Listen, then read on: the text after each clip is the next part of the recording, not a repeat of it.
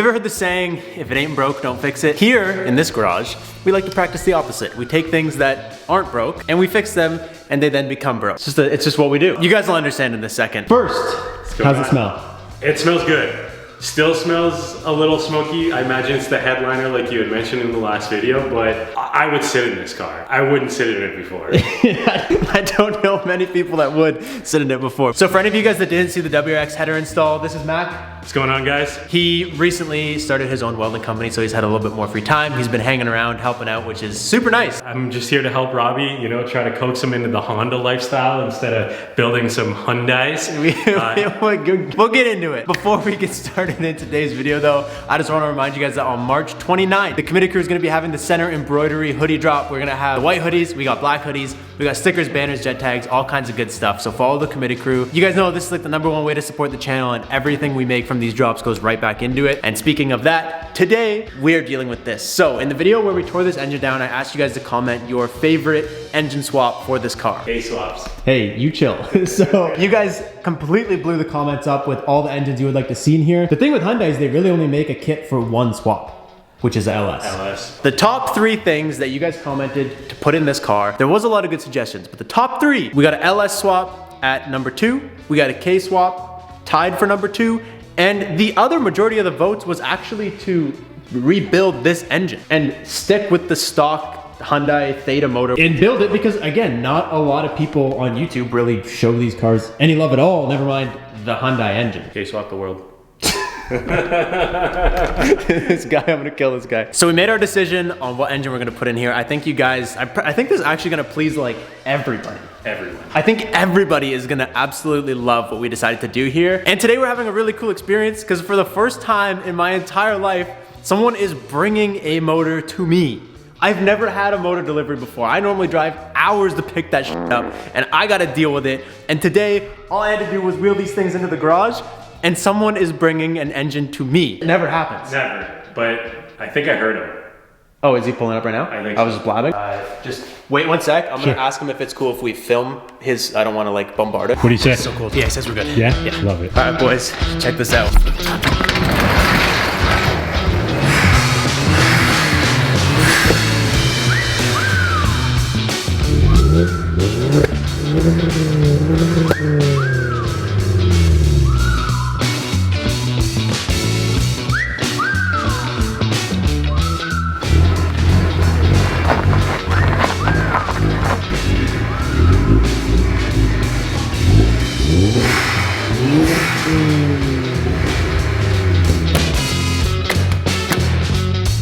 Boom. Oh, it's warm here, dude.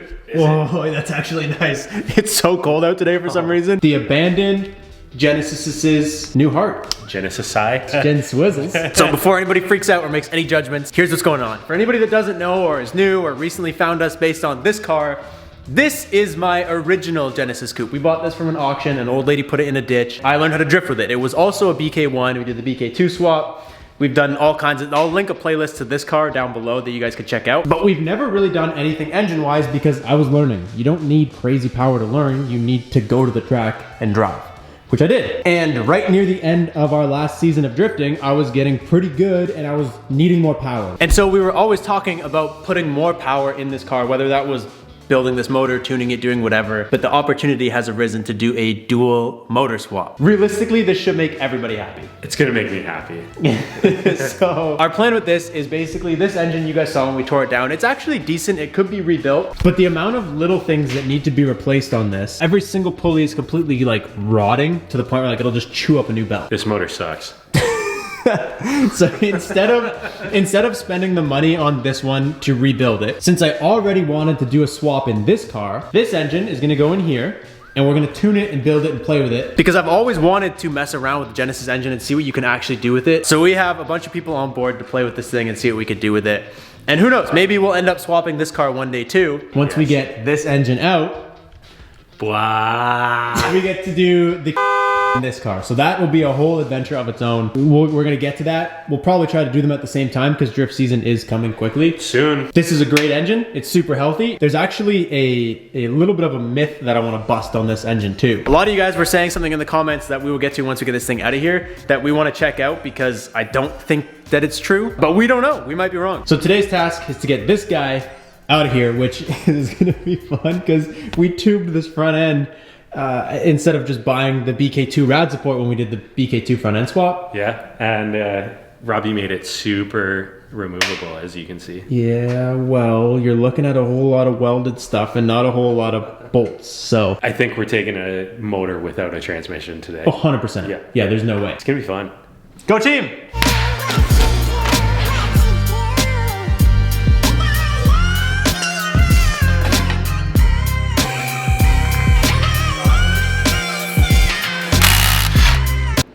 Oh, what are you doing? Making a mess of my tools.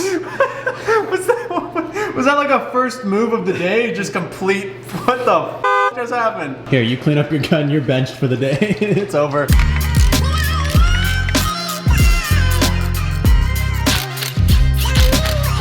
I feel like it was just 2 weeks ago that I was touching another cock. I got a twist on the cock, mate.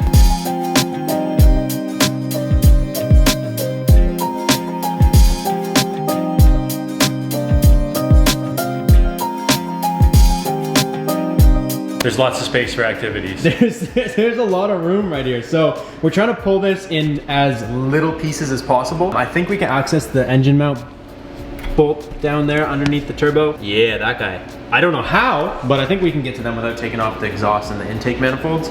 So we pretty much just disconnected all the wiring harnesses, pulled off the rad and little baby intercooler this car comes with. And now we find out how many thousands of things we didn't disconnect. But I can tell you though, is as we're doing this and like pulling this engine, I'm genuinely excited to put it in that car and play with it, because playing with a drift car is not really the same. You don't ever get to do pulls on the street and whatever, especially this car, it's not insured. I've always wanted to see what this engine can do, and I'm kind of excited to reuse it on the street and see what it can do. How do you want to start on this realistically? Do you want to just throw a chain on it and see what happens?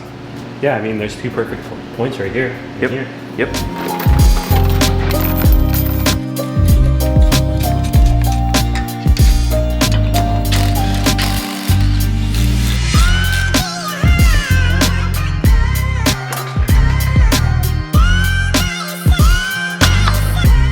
You're on.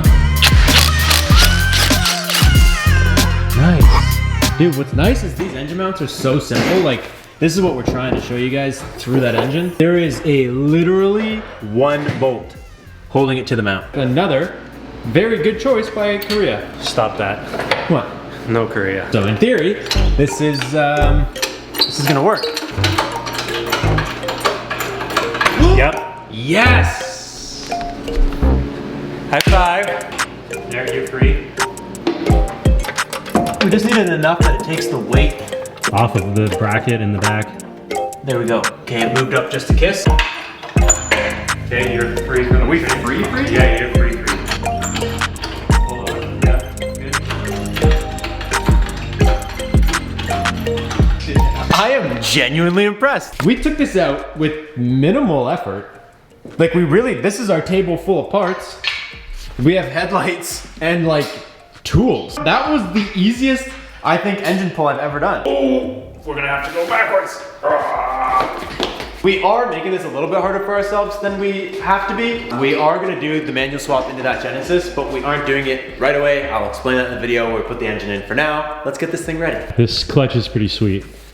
This thing's actually beautiful. And there's so much dusty poos. Because all this thing does, this clutch, the first thing it ever did was a clutch dump. That's exactly how you break in a clutch. That's exactly how you break it in. So I'm excited to see the wear on this though, because like I said, like this excited, is that the right word? Yeah, but I'm just excited to see like how it held up, how it's doing. Oh, dude, it's nice. doing great. Dude, that's actually Good. this is a drift only clutch. Big shout out to Spec Clutch. I'm gonna put like a. Yeah, this is even. Oh wow, feel that. I have greasy gloves, so I don't really want to touch it. But does it feel nice? Yeah, it's still like got all the nice machining lines in it.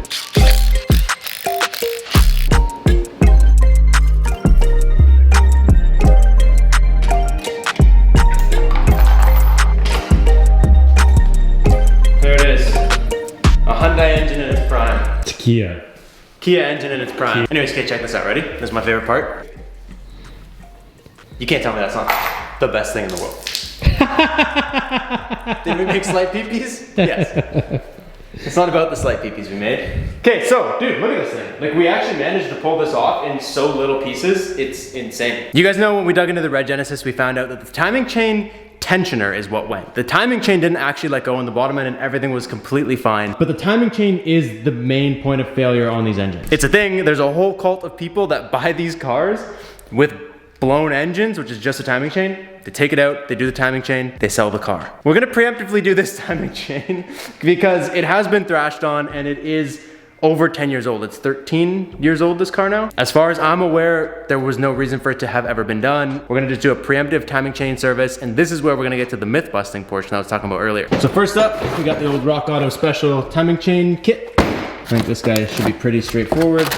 So we got all the guides, very nice. That is our tensioner. So when you pull that grenade pin, this thing is gonna expand until it can no longer expand, and that's what keeps tension on the chain. Obviously, this is nothing against anybody, but a couple people, not just one, commented this in the last video and said that the timing chain tensioner is oil pressured, which didn't make much sense to me, but because some people thought it, that means that there's others out there who think it, who maybe aren't saying it or whatever. So I just want to confirm for everybody so that you guys don't accidentally have issues in the future, that this tensioner, which I showed you guys because I can push it around my finger, is blown, right? But just so everybody knows, if your timing tensioner does this, that's not good. Just the more you know, because again, some people, if you think that, you might like, oh, it's fine, it's just the car's not running, we'll just reassemble it, and then you do, and then you have problems. That's awesome. We got the new boy. That is our actual timing chain, and this I think is the oil pump chain. Just to be safe, it's like 150 bucks to do, and it's super easy enough to pull the head off or anything. It's a very, very easy install. You wanna just grab that? Everybody take a quick look at how this belt is. So we put it back, right? Do you wanna grab the belt when I take tension off this?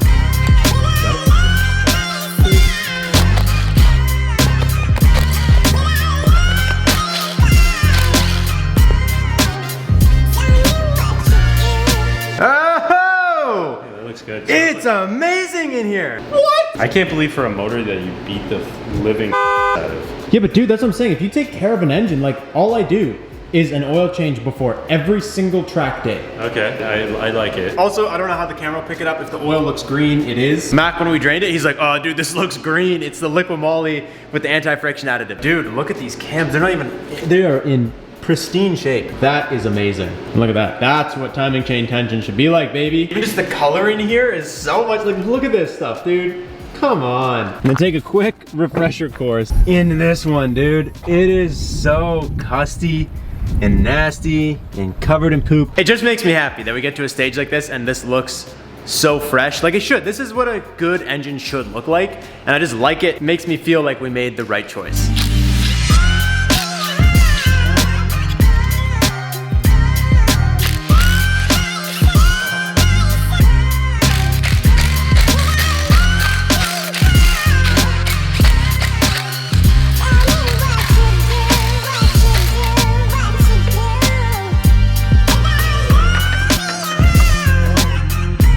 All right, we got top dead center. You can see the two lines right there are lined up pretty well with that line on the top. And then you got these black chain links, which the camera can't really tell are black, but black chain links on that dot, chain link on that dot, chain link on that dot. That was the fun part. That I'm gonna do because Mac hates timing and refuses to touch it. It's just not my thing, man. Hey, everybody's got things that aren't there. The oil that came out from behind there has its own scent. Yeah? You smell that? No. So this is an oil passage, so the guy's not totally wrong. However, this is not, you can't finger blast this one closed. You know what I mean? Like, you need a vise to do that. The pressure helps while the engine's running to give it extra. See how it moves just a kiss? But I can't move it past the kiss. Oh, if I try really hard, I can get it to go a little bit. You're strong. Thanks.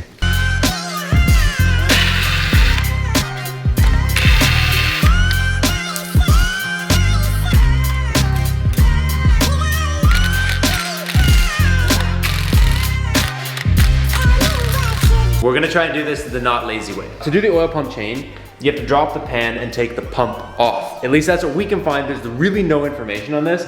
You have to loosen the pump a little bit because it's almost impossible to get that chain off without that. We also have to clean this entire mating surface, like for a new gasket to go on to put the timing chain cover on, which is gonna drop fungus down into the oil pan, which we don't want, and it's gonna get on all the gears. So instead of being a lazy sack, I'm gonna take the next 20 minutes, clean the thing, and do it the way it should be done, because I don't wanna regret that I didn't do something right 5 days after we get it all assembled and running. So bear with me, please hold.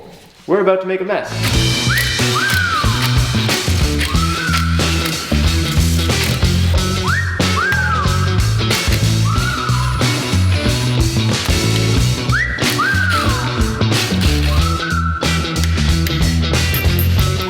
Little trick if you don't have 12 points, the end of every wrench is a 12 point. We're gonna need to buy the 12 point to torque that back on, to put it back together, but to get it off. That is actually, there might be a better way to do this. Like, we might be doing this wrong. This is the only thing we could find on forums and videos on how to get it off. Here, we'll just do this so we don't get poopies in the gears or anything. And now we clean.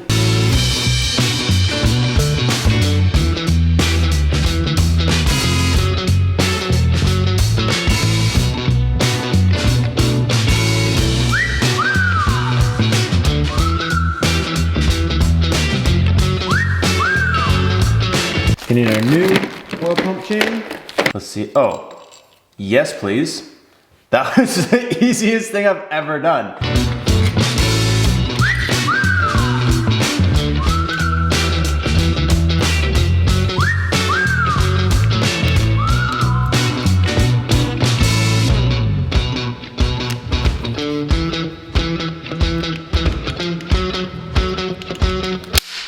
Boom.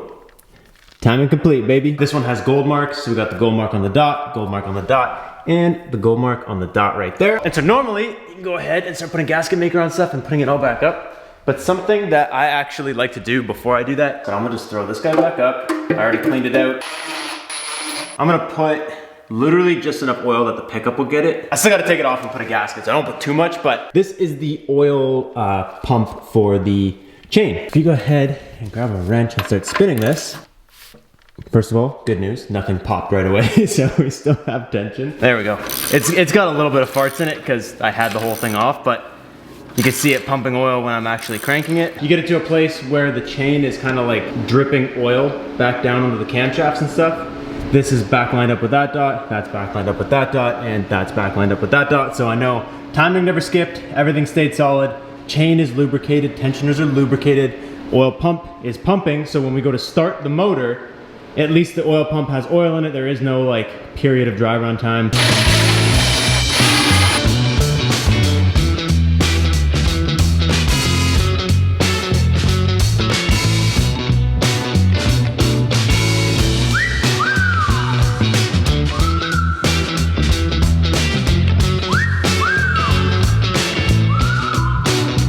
I also threw the valve cover on because it kind of squeezes at the top right here, so I wanted it to make like a little flat gasket for itself. And we're good. So now we just let this dry, give it some time, and we can get ready to toss this in the Genesis. Freaking exciting, dude. I'm pumped. I'm genuinely excited. Probably tomorrow, we're gonna go ahead and throw it in the car. But you guys know at the end of every video, I leave you with a little challenge. And today's challenge for you guys, how do you even word this? Everybody has a certain level of discipline. Not everybody is as disciplined as they would like to be towards the things they want. You know, some people may want to become YouTubers, but they're not disciplined enough to put in the work to edit the videos, to film the videos, to, you know, rearrange their priorities to get stuff done. Maybe they think they lack discipline, maybe they just don't realize they are disciplined in other manners. Like if you work from 9 to 5, you're gonna show up at 9. Most people wake up every day and they get to work on time. That's discipline. It's just coming from the wrong place. So my challenge for you guys who are trying to or have a dream to accomplish something is to look at your life and realize that you're disciplined. And challenge yourself to apply the same level of discipline you apply to showing up for work every day, or for Saturday night hockey night, or for whatever the hell you feel like you're disciplined towards. Take that discipline and put it towards something that you want, towards your dream, towards something you want to chase. You follow these little challenges I put at the end of every video, dude, in 1 year your life will be completely different. It's not hard. I don't ever challenge you guys with things that are like not possible to do. But that's today's challenge. Take discipline from an area where you can find it and apply that same level to something else. Anybody can make an excuse, anybody can say why they can't apply discipline or they aren't disciplined enough or whatever, and that's fine. Don't do anything. The other people who can figure out how to apply it will get what they want. So that's all I got for you guys. I will catch you guys next time. Thank you guys so much for watching. Peace out and stay committed.